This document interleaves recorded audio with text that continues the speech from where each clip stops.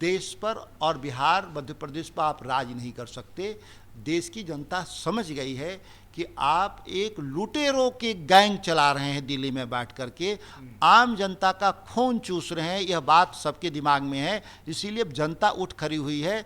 यह चेतावनी है सत्ता में बैठे लोग को, समय रहते। आप देखें मध्य प्रदेश की दतिया में भी भाजपा चुनाव हारती है और लगातार ये चुनाव हारेंगे। जिस तरीके से राष्ट्रीय स्तर पे इन्होंने छात्रों पे गोली चलाने का काम किया, बिहार के भी छात्रों पे गोली चलाया, फेक इनकाउंटर में भरत तिवारी की हत्या तक का कर दिया सरकारों ने डरवाने के लिए कि कोई करप्शन के खिलाफ, भूमि अधिग्रहण के खिलाफ ना बोले। अब देश की जनता और बिहार की जनता अब उठ खड़ा हुई है उन सत्ता प्रतिष्ठानों के खिलाफ लड़ने के लिए जो लोकतंत्र की आड़ में तानाशाह बनने का प्रयास कर रहे हैं। हमारी एक राष्ट्रीय समस्या किसी ज़माने में होती थी, 1974 के आसपास की जनसंख्या विस्फोटक स्थिति था, जिसको नियंत्रण के लिए भारत सरकार और राज्य सरकारों ने एक बहुत बेहतरीन काम किया।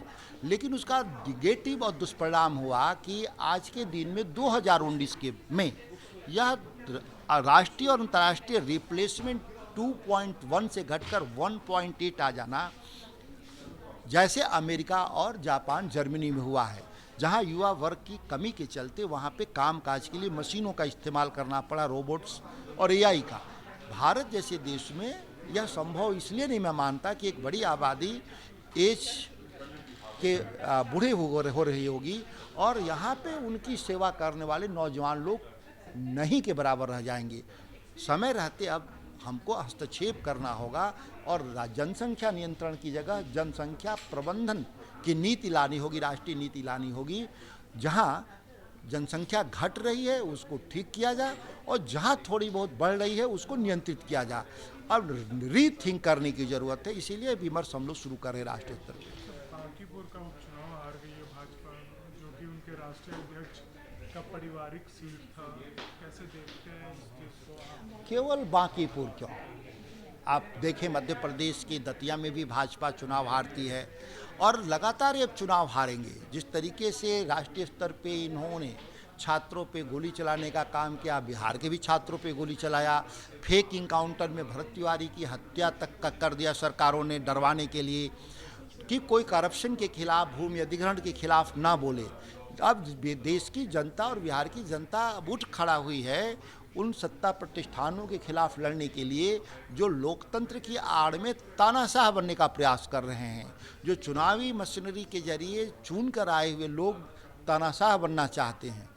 आज भारतीय जनता पार्टी के राष्ट्रीय अध्यक्ष के क्षेत्र में चुनाव हारना ये कोई अतिशयोक्ति नहीं है, यह होना ही था। चिरकुट समझते हैं वो भोजपुरी और बिहार में इस्तेमाल होता है।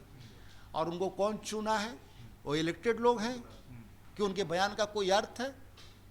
और देश में जिन कह रहे हैं कि आंदोलन में लोग आए हुए लोग दूसरे तरह के थे, तो दूसरे तरह को आप बाहर कैसे घूमने दे रहे हैं? वैसे लोग को तो जेल में होना चाहिए ना, तो जेल से बाहर कैसे आके आंदोलन कैसे चले आए? वो आंदोलन में मतलब न्यायपालिका से उनको बेल मिला होगा, आप केस किए होंगे, तो क्या उसका डेमोक्रेटिक राइट खत्म हो जाता? जब तक सजा याफ्ता ना हो तब तक डेमोक्रेटिक राइट तो रहेगा उसका आंदोलन प्रदर्शन का। आखिरी सवाल सर लेना चाहूँगा, बांकीपुर सीट जो है कि बीजेपी हार चुकी है, उस पर आपकी क्या राय है? देखिए, बीजेपी के लिए ना बांकीपुर बल्कि मध्य प्रदेश का दतिया एक साफ संकेत है कि आप छात्रों पे गोली चलाकर, किसानों की ज़मीन पर कब्जा करके, राम मंदिर में चढ़ावा और चंदा चोरी करके देश पर और बिहार मध्य प्रदेश पर आप राज नहीं कर सकते। देश की जनता समझ गई है कि आप एक लुटेरों के गैंग चला रहे हैं दिल्ली में बैठ करके, आम जनता का खून चूस रहे हैं, यह बात सबके दिमाग में है। इसीलिए जनता उठ खड़ी हुई है।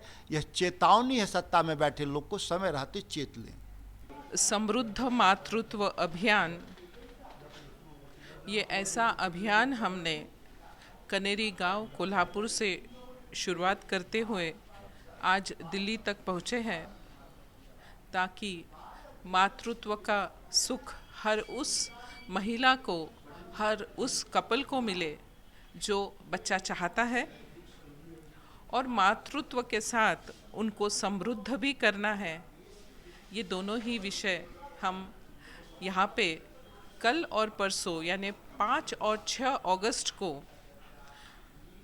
गवर्नमेंट के काफ़ी मंत्री आएंगे और 20 से अधिक मेंबर्स ऑफ पार्लियामेंट